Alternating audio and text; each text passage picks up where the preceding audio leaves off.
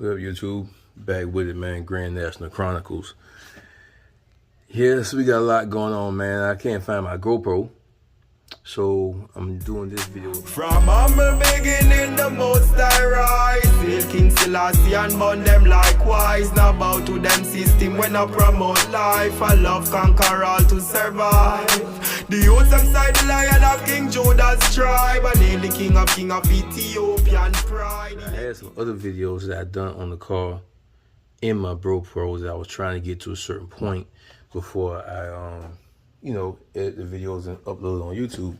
But being that I can't find my GoPro, I believe it's in my rig, but I want to bring y'all something too. I got a lot going on today, man.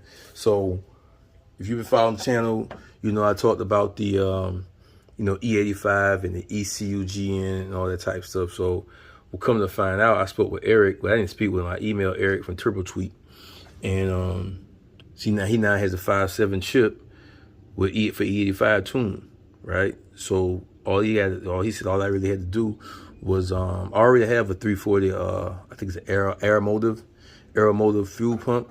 So he said I need at least a 340 Aeromotive 6N return fuel line and 80-pound injectors. So I bought 80-pound injectors off of eBay a while back to do the E85 conversion, but he said, I guess, don't use those, to use the Siemens.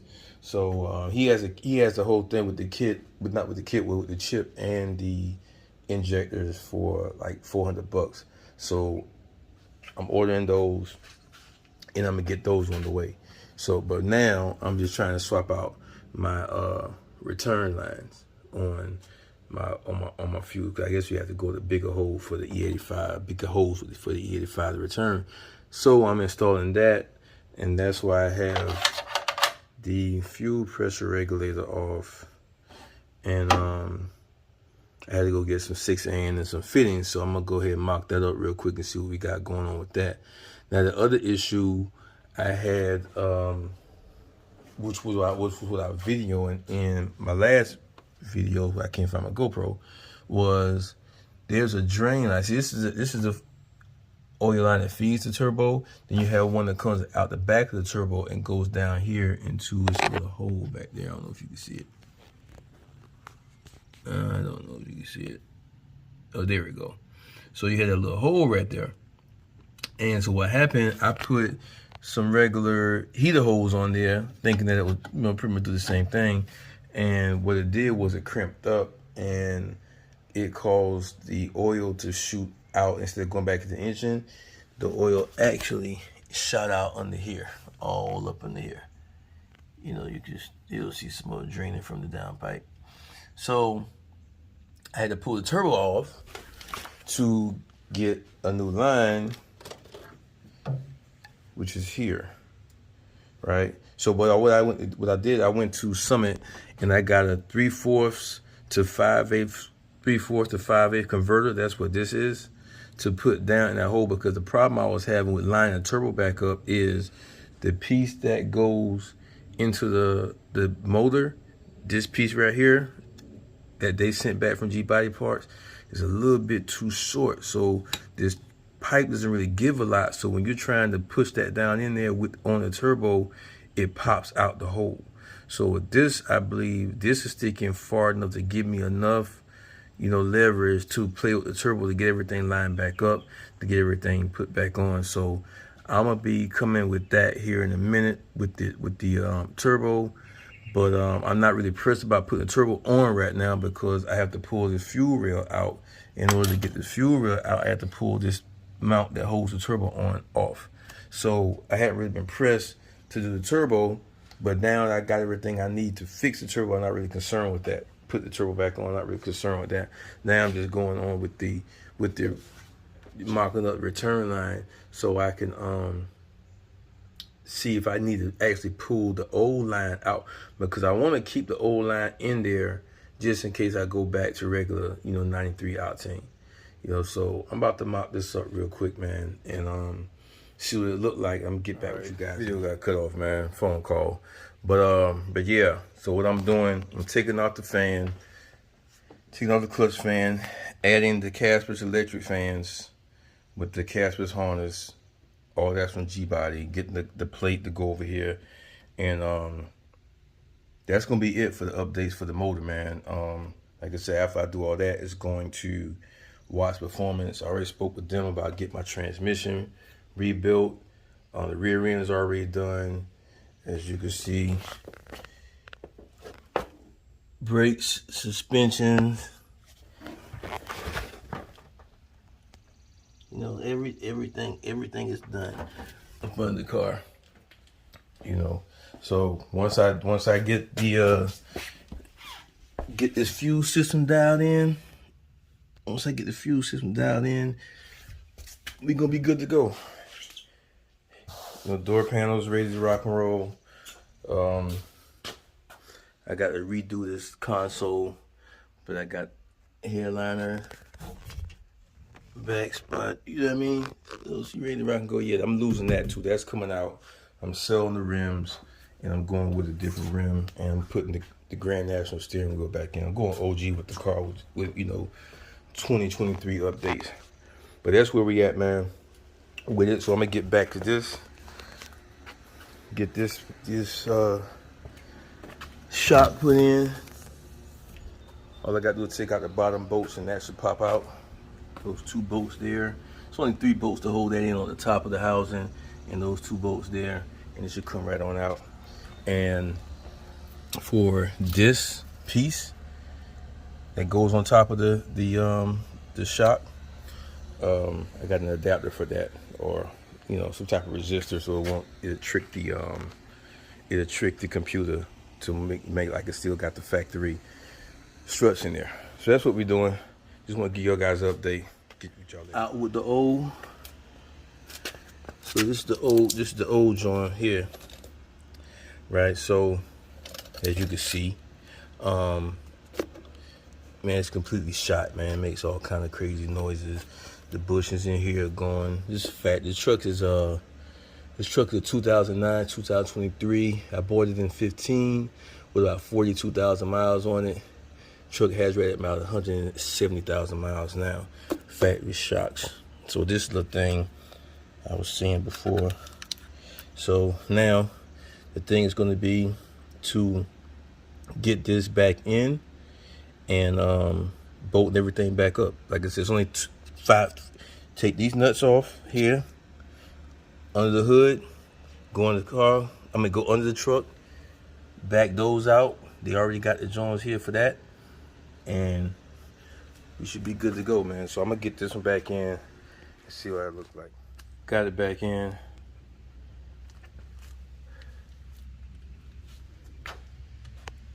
There go the resistor thing for the computer. Got it off eBay, 35 bucks. So that's what we're looking like installed. So I'm bump mount this tire up, torque everything down, make sure we're good to go. More to do it yourself.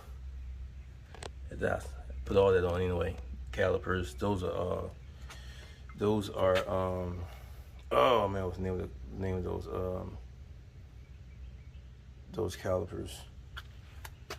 Anyway, brain lock, but I'll put it in the comment. I'll put it in the description what calipers those are. And that's the old.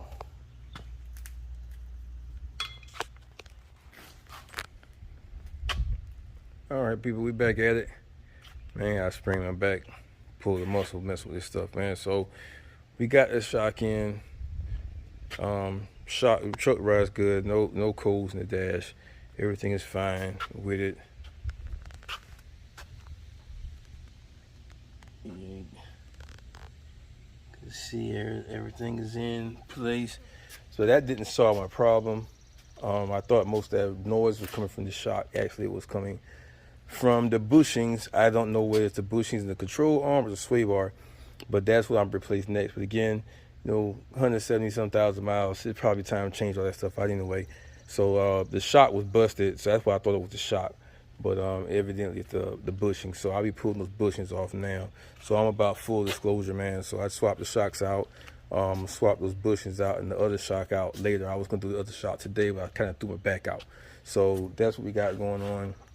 Just want to give y'all an update on the Grand National anyway, and you know, just some of the do-it-yourself stuff. You got the brakes on the Buick and shocks on that. Whenever I'll get back to it. But that's what's up, man. My back is killing me. I'm gonna get with you guys later on. It's your boy, man, back at it, man. So I got an old video, not old. I did some videos last week. I can't find my GoPro. I still can't find my GoPro. But anyway, so I'm doing this with my camera. I'm on my phone. And last week I got some videos I got to put up. And I did some videos before I went to work, changing out this shock. This is the factory shock. She's Delphi factory shocks. And I thought the shock was busted, but evidently it's just broken. And I'm not broken, but dirty. And so I swapped the shock out because I thought that the noise was coming from the shock. Swapped the shock out with these shocks. By the way, these are some. They got these from Summit. These are super cheap, but they're no good. I installed those and the truck bounced like crazy when I would go over speed bumps. So I took those back off since that wasn't the problem, because when I put those shocks in, the truck still kept making the noise. So after I inspected all the bushings, which all the bushings look fine at this point, with the exception of the bushings for the sway bar. And you really can't see here, but on the other one over there, I don't know if I can get the camera to focus, but anyway, on the other side there's a lot of space between those bushings. And I checked the tie rod ends, no noise there. The bushings on the control arm look fairly intact. They're not dry rotted or anything. And the ball joints are good because there's no play in the wheel. So we're gonna go with the sway bar because, again, like I said, when you look down towards the other one on the other side, you can see light coming through the bushing. So I'm gonna go pick up the other sway bar, and even the ends, the end links, sway bar links, they look intact. All right, everything's good and tight there. The only issue where I'm having play at is on the bushings on the bar, the actual bar itself. So I'm gonna swap those out, and I'm gonna see if they got a kit or they get the whole bar, because the bar is metal, so the bar is nothing wrong with the bar. It's just the bushing. So I'm gonna see if they got the bushing kit for the bar, and I'm gonna take those daggone cheap behind shots back to Summit, and we're gonna get back at it, man. I got the matter of fact, I'm going to go ahead and drop this oil in this National too, because I'm gonna change the oil on that, and swap that belt out. So yeah, so let me get to it, man, so I can get back. I gotta get out of here today and see what we got going on. But I'm gonna holler at y'all in a minute. Man, this sun don't wait for nobody, boy. It's hot out here. So see what we got going on over there. That's a new sway bar bushing. Pretty simple to put in. I gotta go find my GoPro. A little clamp, two little screws, two 10mm bolts to hold that clamp in. So now I'm about to mount this tire back up and see. But when I took that bushing off, it was ate up real bad. You can see all the debris and stuff down there. I believe that's gonna be my problem. I'm hoping that's what it is. So we're gonna mount this tire back up, and I head over to Summit, man. I wanna make a quick little thing, man. When you work on these vehicles, I can't stress the importance of safety. I have 60 little stands. I think that one is a Husky 3-ton, and I have 4 3-tons and 2 2-tons. Because again, this Escalade weighs about 6,000 pounds, so I'm gonna go with the 3. I had to go with the 3-ton,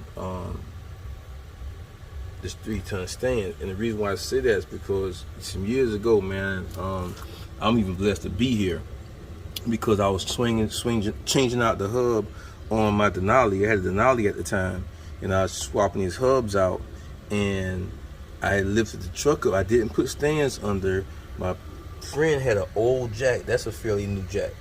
My friend had a very old jack, and I went up under, inspected the truck, and as soon as I pulled my head from up under, and mind you, I had the wheel was still on it. So I just stuck my head up under there. So as soon as I pulled my head out from the wheel well, the jack broke and the whole truck fell down. A half a second, you know, you talking about seeing your light flash between your eyes, a half a second longer, I wouldn't be here shooting this video right now. So when I go on the vehicles, I always have my stands. I keep the jack up under it as reinforcement because, you know, chances are both things aren't gonna go. I try not to work under vehicles with, you know, freestanding with both the wheels. Also, I still have 3, so it's weight distribution. So even though that's a 6-ton stand, it's not actually 6 tons. 3-ton stand. It's not 3 tons of weight on that stand with the weight distribution, you know. And when you move over here to my Grand National, I don't even have the stands on it because I have it on the ramps. You know, and I have it on the ramps, and I also have a chock behind the rear tire, so it can't roll. But if you look at the stands, I got that stand facing that way, I have that stand facing that way, so it prevents the vehicle from rolling, and I also have the chock back there. So when you work on these vehicles, man, it's always about safety. We can get into all the other stuff, you know what I mean? But your boy almost died up under the car, you know, up under the truck, you know what I mean? And if that truck would have came down with that tire on, my head was right here with the tire on, this would have came down and crushed my skull. Half a second. So I just wanted to put that out there, man, while I'm doing this video, man. I might go to Summit, man, get my money back and get this sweet bar. I'm gonna get back with you in a minute. Man, this sun don't wait for nobody, boy. It's hot out here. So see what we got going on over there. That's a new sway bar bushing. Pretty simple to put in. I gotta go find my GoPro. A little clamp, 2 little screws, 2 10mm bolts to hold that clamp in. So now I'm about to mount this tire back up and see. But when I took that bushing off, it was ate up real bad. You can see all the debris and stuff down there. I believe that's gonna be my problem. I'm hoping that's what it is. So we're gonna mount this tire back up and see what it do. All right, so we swapped out those other shocks, those Unity shocks, for the Anott. They were a little more expensive. The other one, 2 shocks, was like $200, and these were like $260 a piece. But they came with a little sensor though. So the sensor, which is right there, plugs in to keep the factory computer from giving, you know, a bad shock code. Let's see if I can get that joke to focus better. But anyway, that's what that sensor is. So I replaced the sensor. And the thing is, rule of thumb, next, you know, it's not hard. It screws in to, it's 2 pieces, which this is the actual sensor. It sandwiches into this piece and the base. But I should have put the base on the shock before I put the shock in the truck. But it's not that big of a deal if you don't, but it's a little bit easier if you do.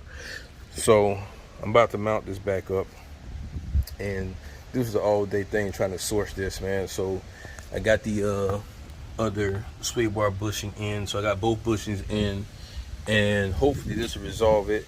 And if I'm pretty sure the noise is gone, but if this shock is still too soft like the last one was, then I'm just throwing this towel and go to the dealer and buy some OEM shocks, because I'm not getting off my Escalade no time soon. So that's it. I'm gonna get with you after I ride, let you know what I feel like. All right, there you have it, man. The Anott, or Anott, however you pronounce it, replacement shocks for the Escalade. It's really a conversion shock to kill the magnetic ride system. Perfect ride, just like factory. The other one that I had, the Unity shock, garbage. So it's cheaper, but you get what you pay for. And when you go to some and ask them what the differences are for the shock, they can't really tell you. It's just like, it was just a different brand. Yeah, I know it's a different brand, but it's different ride quality too. But they couldn't give you the ride quality or why, you know, the differences between that one and the other one. I think it's got something to do with the pound rating, the weight rating, but they don't give that in the description. But when you go buy coilovers have different weight ratings for different weights of the different cars. So when you go buy a coilover, like I bought the QA1s for the Grand National, they're a different weight for the QA1s for the Impala. So that's what we got, man. I'm gonna kill this video for now, man. Just want to get y'all a little, little video out. You know, where you got an Escalade, you do the Escalade conversion.